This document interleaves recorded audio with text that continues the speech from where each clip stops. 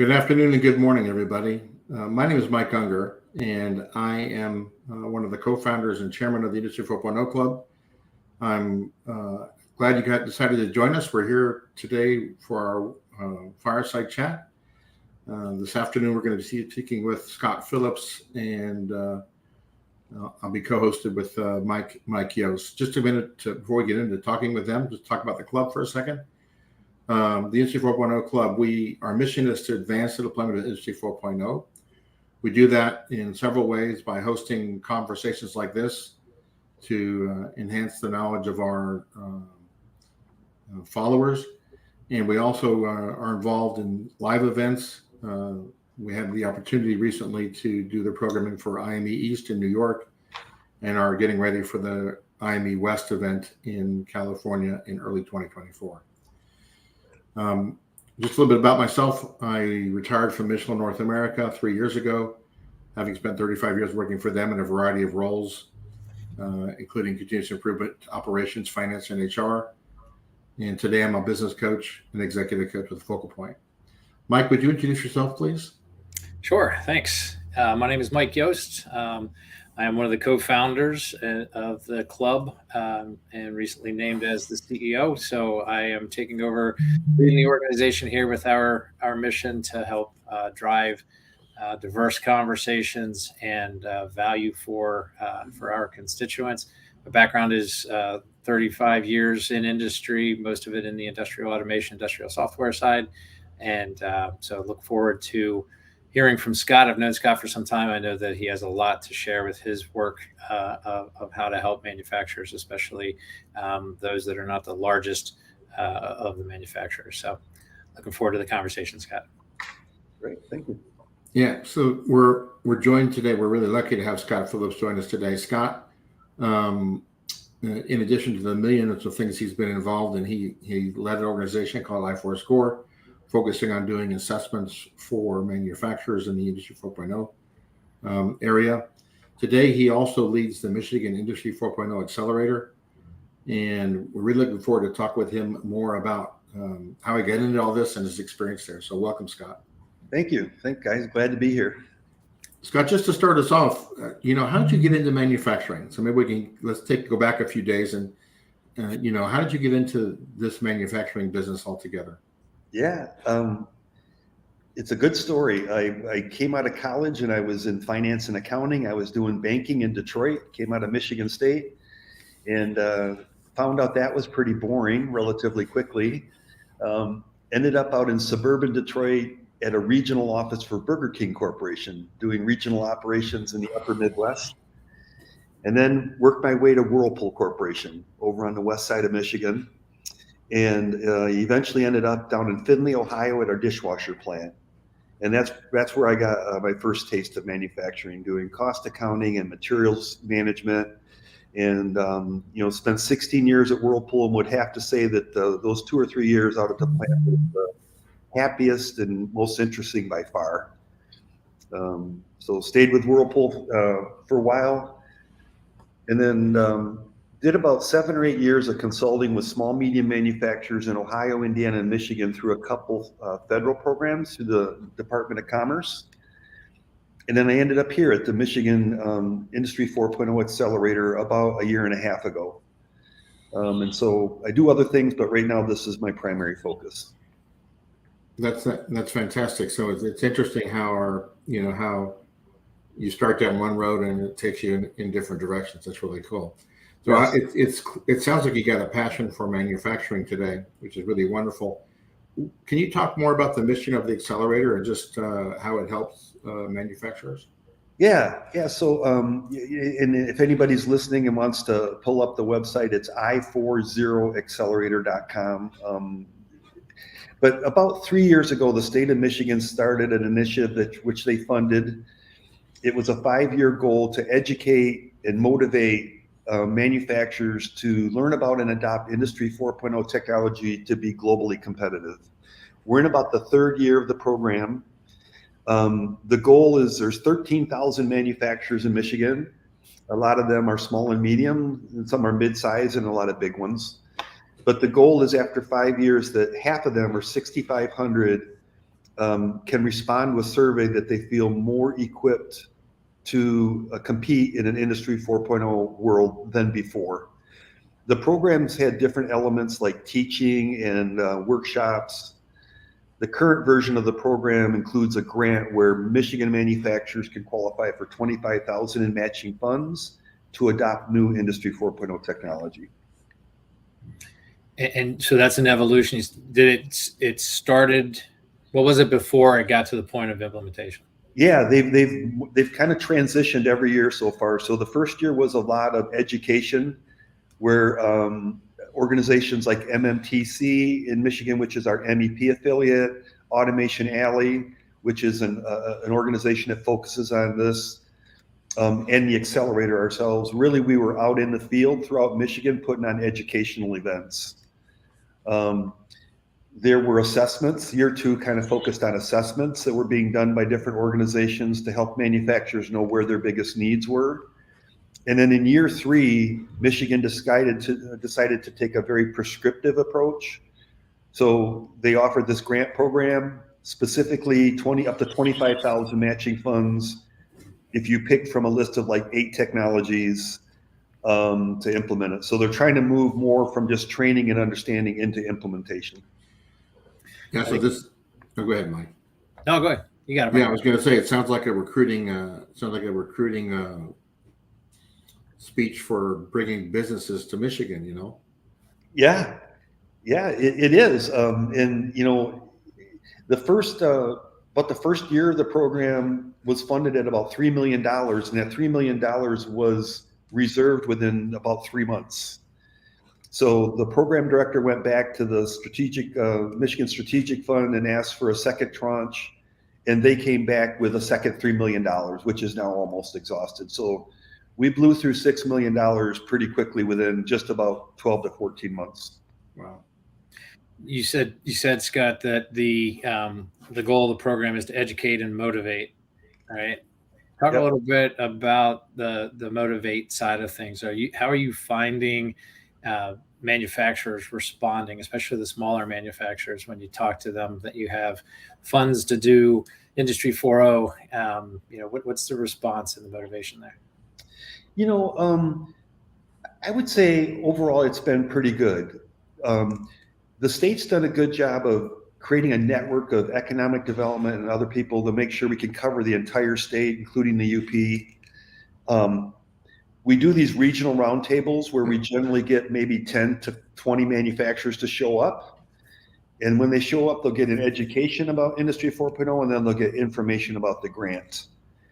Of the 20 that may show up, I would say it could be only 2 to 3 that act on it, that follow through and apply for the funds. Almost 90% of any company that applies usually qualifies and gets funded. The only obstacles we've had is that even though a $25,000 match seems like a small amount, for a small medium, it can be hard to come by. And it's a reimbursement program. So they have to fund the entire investment, or let's say 50 grand first, to get reimbursed 25. And that can be a struggle. Yeah. We had a question, Mike. Let me just throw this up really quick. I was going to ask you to throw that question up, Mike. Yeah, just because of the question from Javier. You're speaking about the folks you serve there. Can you clarify a bit more? Yeah. A little bit more about their demographics. Yeah, in Michigan, we have about 13,000 manufacturers. I'm going to be off a little bit, but the federal definition of small mediums is 500 employees or less. That's the SBA definition. That's what we use in Michigan. Most states do as well. So you do have to be under 500 employees to qualify for the matching funds. In Michigan, I would say that probably, I'm going to say probably about 85% of our 13,000 manufacturers are below 500 people, maybe even 90%. And I would say probably 70% of them are 50 people and less. Because we're in the automotive and other supply chains, we have a lot of small tool and die shops, and it's just kind of the nature of the upper Midwest in Michigan. Yeah, that's consistent, Scott. Just to share a little bit of context as well, just from a percentage perspective, I live in Northeast Ohio, and so not the entire state, but basically the northeastern quarter of the state has about 7,700 manufacturers, and 94% of those are 100 employees or smaller. Yep. So, but at the same time, that manufacturing base makes up 30% of our employment and 50% of our economic output. So they're critically important to us, which means we need people like you and programs like you're talking about to help those companies. Yeah. Yeah. No, very similar profile to Michigan for sure. A lot of job shops, right? Small people doing custom job shops and small production runs and things like that. It's kind of the nature of automotive and durable goods, discrete manufacturing. Yeah, for sure. That's really neat. Well, and I'll just reinforce what you just said. Living here in South Carolina, the picture's the same. Yep. You know, there 90% of the manufacturers are 20 employees and less. It's just amazing with that, and that's a significant part, obviously, of the employment of the state in the manufacturing sector. So the other issue that raises when you're that small and we see this, sometimes you say 500 people and less, and everybody throws them in that same bucket of SMMs. But there's a big difference from what we see in the upper end of that range to the lower end. If you're over a couple hundred employees, maybe 200 or 300, we often will find that they'll have some IT resources internally, some core competency, and some controls and programming out on the shop floor. But when you're small, below 100, and you don't have that core capability, it's not just the finances and the capital that's tough, but the lack of skills gets tough to implement some of these technologies. Well, and when we talk about Industry 4.0 and your conversations, how you frame it up through the Accelerator and through the MEPs and such, the state of Michigan programs you're talking about, how important are things like continuous improvement methodologies and a culture of being able to improve your processes if you have data to support them versus just the technology side as well. Yeah, it's a great point, Mike. And we're one of three statewide service providers for this state program. So we partner closely with MMTC, who is our MEP affiliate, and Automation Alley. And I would say we're all lockstep, meaning that when we see small, medium companies, we think of it as people first, then process, then technology. And there's so many of them that they're missing some skills or some leadership or some incentive to change and move forward for whatever reason. Even if they may have been lean at some point, but because of retirements or other reason, they've lost their lean edge. And so we certainly don't want to automate wasteful processes that they already have in place. So getting the people and the processes addressed first is really important. And then, like I say, technology can be a challenge depending on the adoption of it, depending on their internal capability. A lot of them have, for example, if they're that small, they've outsourced their IT to a managed service provider maybe 5 or 10 or 15 years ago. And so, a lot of Industry 4.0 involves IT, OT integration. And if they've lost that IT core competency, it gets a little hard. Right. It's tough too with the messaging out there nowadays, right? With so many very capable technologies and solutions that just seem to be absolutely everywhere. And so I think one of the critical points for the small manufacturers, at least as I interact with them here in our region, is who do you trust? Right. And that's one of the things we're trying to drive at the club. So that's a role that you play, obviously, from an Accelerator perspective, is they trust you to help you help them figure out what the landscape looks like. Yeah, I think so. Yeah, that's our goal, is to play that role for sure. We had a question just to follow that from one of the folks listening in. The question is, what's the receptivity and adoption level for Industry 4.0 among these small and mid-sized companies? It's a pretty open-ended question and a good question. I would say it depends. So what I mean by that is it can depend on the size and sophistication of the organization, to be sure. It can also depend on the leadership. In other words, are they really motivated to try to change the organization? And then the last thing is, it can depend if they're in a regulated business. So if they're in med device or automotive, they're almost required to be making moves in some of these areas of tracking and tracing technology and things like that. So I think the answer is it really depends on the size and sophistication of the company, the leadership, and the nature of the industry they're in.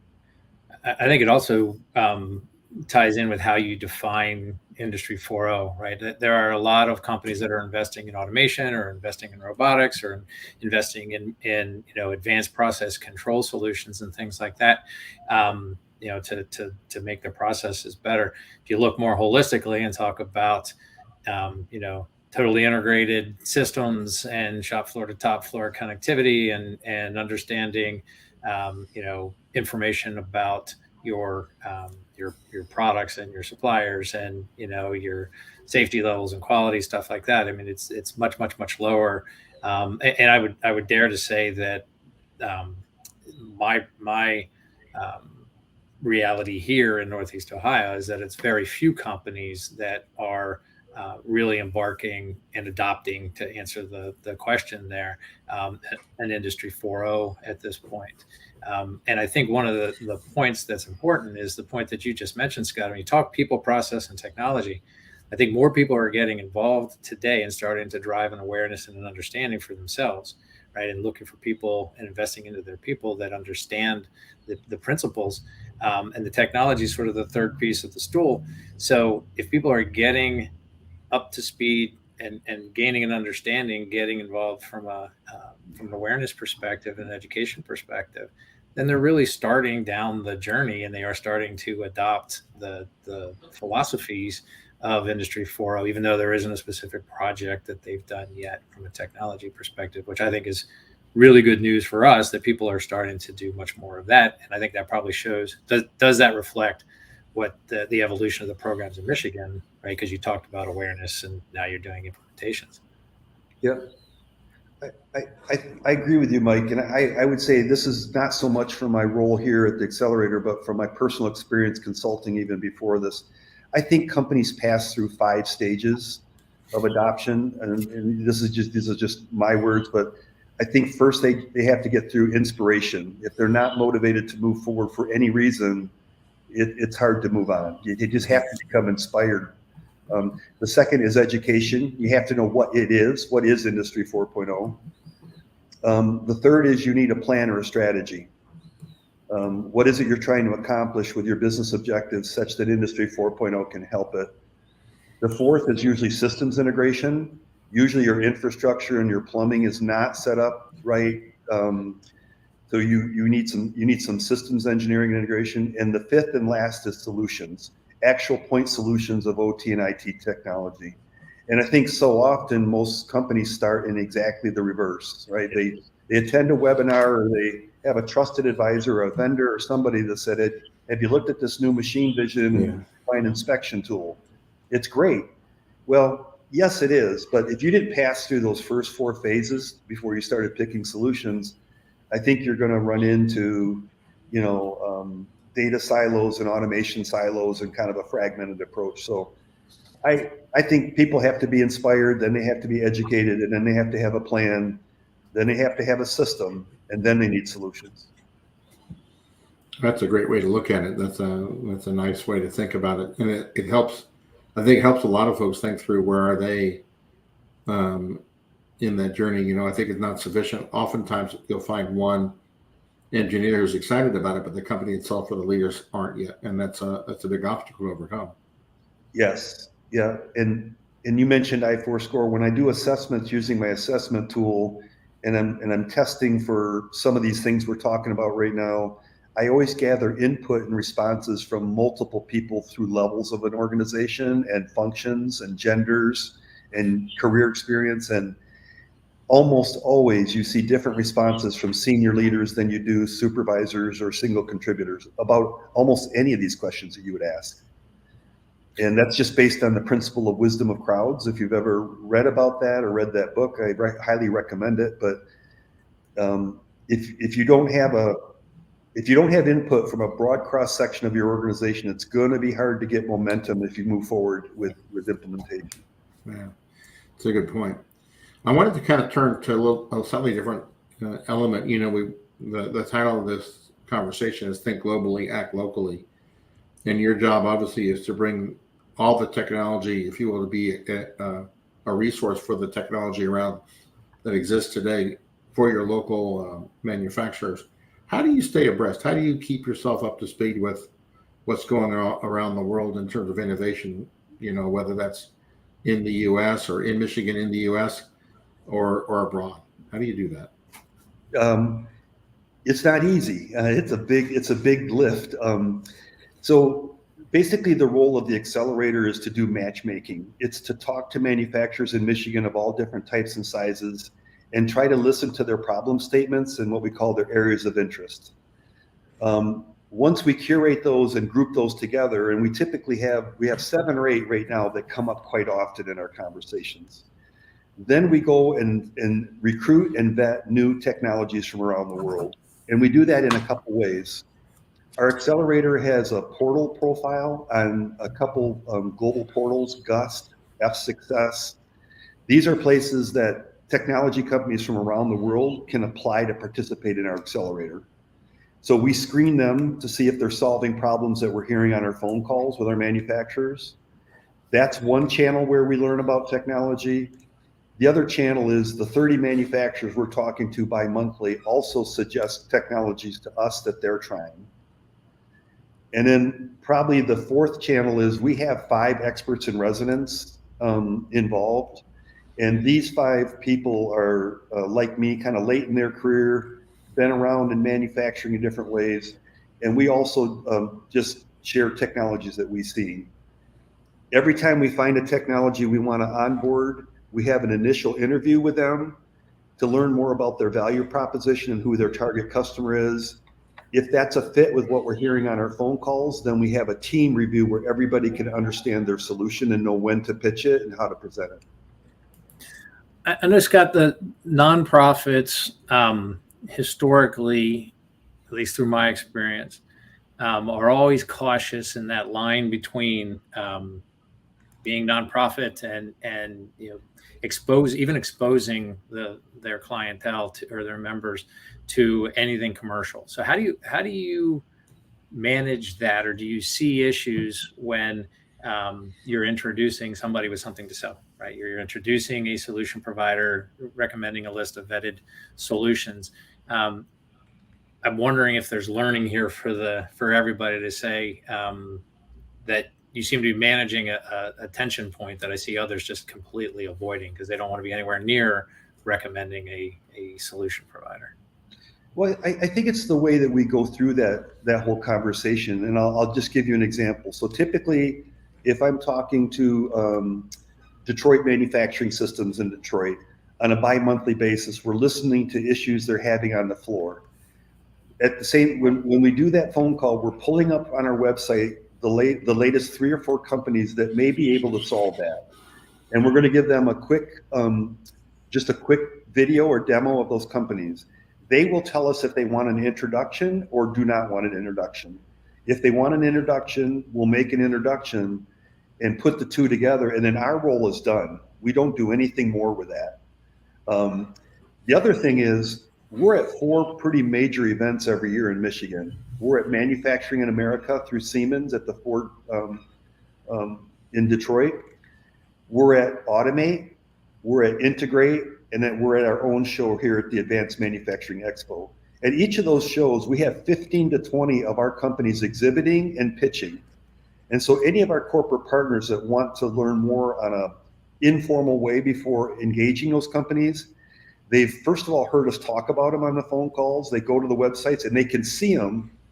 And so by the time they're moving forward with them, I don't think they feel sold. They've been educated. And that's why a lot of our tech clients want to get into our portfolio. We offer no seed fund, no investment at all. They want to get into it because they're going to get exposure to manufacturers in many different ways. Yeah, I think it's it's certainly appropriate for people to be cautious, and you certainly don't want to come to an accelerator or come to a nonprofit, come to an event like this and be sold, right? You want to be heard, you want to be educated, you want to be presented with opportunities. But I do think that sometimes nonprofits flip to the extreme where they just so standoffish in doing what you're doing that I think people can learn from that as a best practice. Yeah, I think what's different for us is it's just purely in our charter. It's the only thing the state of Michigan wants us to do is to listen to problems, curate, find technologies, and get them to Michigan. Yeah, I mean it's just pretty straightforward. Just two questions popped into my head as you were talking there about the program, the outreach you're doing bi-monthly. I think you said, who are you typically talking to? Like, what roles are you talking to? And then are they clients of yours? Are they paying you for that service, or is the state paying you to be available for them? So to answer the last thing first, the state pays for everything. So for our program, there's no fee for a tech company to be a portfolio company, and there's no fee for any manufacturing partner to participate. Okay. We're currently at about 30 of each, but we don't have any limit. Okay. So there's no fee for them. And as far as the type of people, Mike, it's really, I say it tends to fall into about 3 buckets. Most often it's somebody in advanced manufacturing if it's a big company, they're at a strategic role in R&D. If it's a small company, it's just whoever's in charge of manufacturing engineering or process engineering. The second biggest one is probably CVCs. If we're talking to the big companies like Lear, Magna, Borg Warner, some of those, probably half the time our point of contact is corporate venture capital. And they're interested they're more interested in us wanting to show them very early stage seed round stuff more than later stage stuff to put out on the floor. Another bucket we get is IT. So sometimes we have somebody from IT who's trying to integrate OT and IT. We have a few of those. And other than that, I would say it's cats and dogs. Yeah. But it's mostly somebody in terms of advanced manufacturing. We typically have that more than we have plant operations. Okay. That's interesting. Does that sometimes frustrate you? I mean, isn't the real audience going to be the manufacturing folks, or how do you see that? Yeah, and that can be one of the issues. So, for us, we have to get to the right companies who are the right size, and we have to get to the right people who are our point of contacts. We'll usually start out with one person, and we may transition because they aren't really the right person. They were just the first person we were introduced to. The other thing is there's some companies where we have 3 or 4 or 5 people on the phone call from different functions within it. But to be honest, even today, we don't always have the right person on the call. We have to hope that they get us to the other people with the companies we're suggesting, or that they transition us to a different person. And I think this goes back to one of their questions early on. Is it a message of Industry 4.0 that's getting people to pick up the phone and take your call, or is it something about change management or productivity or performance, or what is it that's getting people to pick up the phone from a messaging perspective? I think the hardest thing is you got to meet them wherever they are, and that sounds trivial, but understanding where they are is hard. We were talking earlier about lean and continuous improvement. Yep. If we're talking to a small medium, that's where we want to start with them. If they're not on a journey that somehow is involved lean and continuous improvement, then they're going to struggle to move forward. If they are on that journey, then the next step we move them to is data driven. It's time to become data driven to continue those journeys they're already on. And so the technologies we'll introduce to them have more to do with machine monitoring and just exposing basic data to them. If it's mid-market companies, they're our sweet spot because they have the IT and OT resources and they have a capital budget. Usually they have a very specific pain point. When we're talking to a mid-market manufacturer, they're currently experiencing a quality issue, a throughput issue, a safety issue, something very specific. And so if we don't have a technology to help them, we'll go find one. If we're talking to the bigs, so we call them the bigs, the mids, and the small mediums is what we call them. The bigs are often shopping. They're using us as one of several tech scouting channels they may have to be scouting technology. what their biggest fear is that they don't know the current state of state of the art. Yeah. Gotcha. That's really neat. I was thinking about how many folks come to you. You know, you gave these 5 elements: inspiration, education, plan, systems, and then solutions. How many folks come to you for the inspiration piece? Is that something that you also get involved in to help? You know, there's one messenger in the company, and he says, "I need some help to pass the message. Can you help me with that?" Is that something you guys do as well? And maybe I can piggyback on that, because I was going to ask similar question, like how much of it is inspiration versus desperation, right? Like there's a quality, but like I grew up in the automotive tier 1 space up in your neck of the woods, Scott. And the systems we put in place were because there was a $12,000 a minute fine if you didn't deliver on time and in sequence, right? So no better motivator than that, right? So is it inspiration? People see the opportunity, or is it desperation that they have a problem they're trying to solve? Yeah, I like that, Mike. I hadn't thought of it that way. Usually the inspiration is desperation. You know, I won't name the company, but an interesting example of what you just said is we recently did a really kind of thorough 2-day site assessment of a very large steel producer. And we were mostly walking around with their maintenance people, which included some control systems people. And at the end of the tour, we were talking about where they were with their internal, you know, SCADA systems and data handling systems and things like that. And when we left the table, in front of their management, the 2 or 3 control programmers said, "Please don't leave us hanging.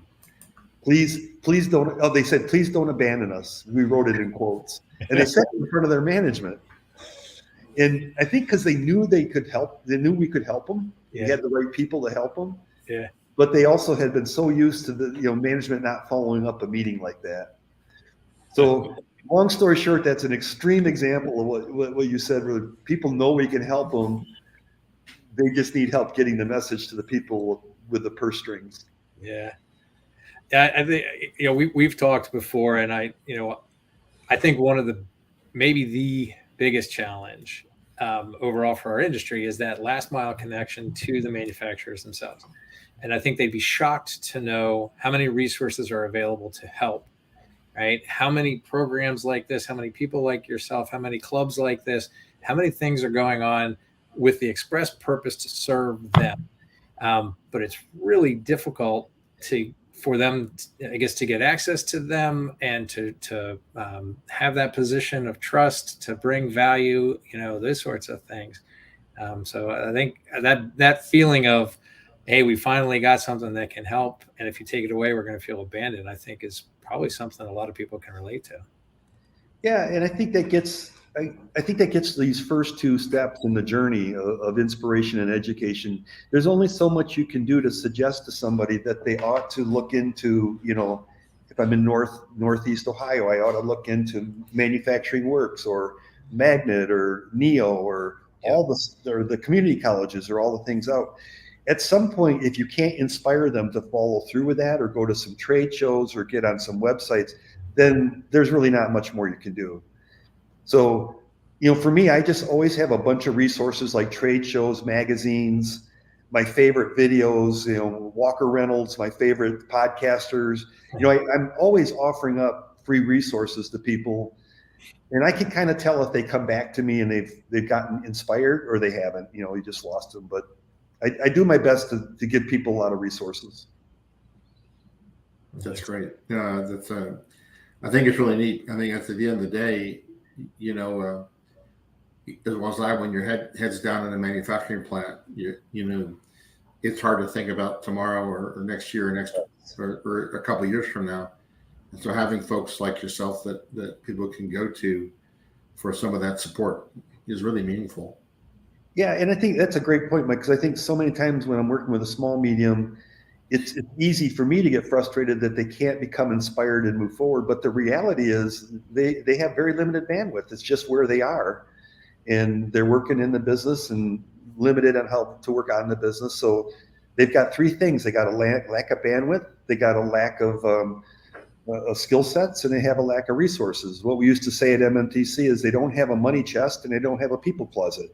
right? So where do you go to implement this stuff? And so I always try to be sensitive and understanding that it could take them a while to get out of the dilemma they're in at the moment, to be able to move forward. So I have a question on, I know what you're doing is fantastic. I know you're bringing value to a number of clients. How do we scale that? Like, how, instead of helping 30 clients a month, how do we make it 3,000, right? Yeah. Like, can your model scale? We've been thinking the same thing and asking ourselves the same thing. We're currently funded just through the end of next year. We were funded halfway through last year. And we're thinking about how to become more scalable, but also more sustainable, so we aren't relying on government grants in case we don't get refunded. Yeah. Those are the two big dilemmas we have. Well, people need to be inspired enough that they'll invest in it, right? That's right. They're going to put skin in the game and know that it's, I guess, inspired enough, educated enough, and trusting enough that they're gonna commit to doing it. And part of that is putting the money up to, or some of the money, right? To do these sorts of things. But we do think a lot about the question you just raised. You know, we're limited in terms of our people and our resources, and so every day we can either go put on a curated demo day for a big manufacturer that needs that, or we could have a nice exhibit at a free trade show where more small, mediums, and mid-sized people can see us. So it's a dilemma on how we spend our time, what kinds of activities we do. Well, and I can tell you, it's one of the things that we think about all the time here at the club, and whatever we can do to help. Like our goal is to say, take that kernel of what you're doing and then help you do it more broadly, or help other people learn, or bring more resources potentially virtually that they could complement and do some things. And I think back to your point of, the power of the crowd, like, I think we're going to have to work together in different models if we're going to scale this kind of help to more manufacturers. No, that's true. We could be doing more virtual demo days than we are right now, and we have to get good at that so we can reach more people. That's one thing we're working on. That's really cool. You mentioned earlier, we're talking about how do we reach out to people and that kind of thing. You mentioned that the Accelerator, you're present at 4 events a year in Michigan, one of them being your own. There's one coming up here in August. Can you talk a bit about that? I guess it's the Advanced Manufacturing Expo in Grand Rapids. It is in Grand Rapids, Michigan, Advanced Manufacturing Expo. And, it's a show that's about 10 years old. Mark Ermentinger from Industrial Controls in Holland, Michigan has managed this show. Started it in his garage, 10 years ago, and then it moved to one venue in Grand Rapids, and now it's at the DeVos Place, which is the big convention center. 2-day event. It'll pull in about 4,000 or 5,000 manufacturers. It's not as big as the Automate show, but it's nice because any manufacturer can bring, a team of a couple engineers, even for half a day, for one of 2 days on August 9th or 10th. And over that half a day, you can see a lot of new stuff. We are embedding our annual pitch event inside of that show. So this is the first year where we have a 40 by 50 booth where we have live event programming that consists of startup pitch events and panel discussions on key topics. So the Industry 4.0 Accelerator is having our annual event there. We were trying to do our own show, and we found that it was so hard to, as you guys probably both know, it's so hard to put on an event yourself and then recruit and get the right people to the show. Our target audience is small, medium, and mid-market manufacturers, and that's who was attending this show anyway. So yeah, that's coming up on the 9th and 10th. It's free to register. Our entire program is free. If anybody has any questions, let's see. I don't know if you had that. I did post it. Yeah, I did post it. Okay. Yeah. If anybody has any trouble registering or has any questions about it, please just let me know. What do you hope folks who attend get out of that? There's lots of different things they could get out of it. I guess give us a sense of the different, why should I go, if you will? Yeah.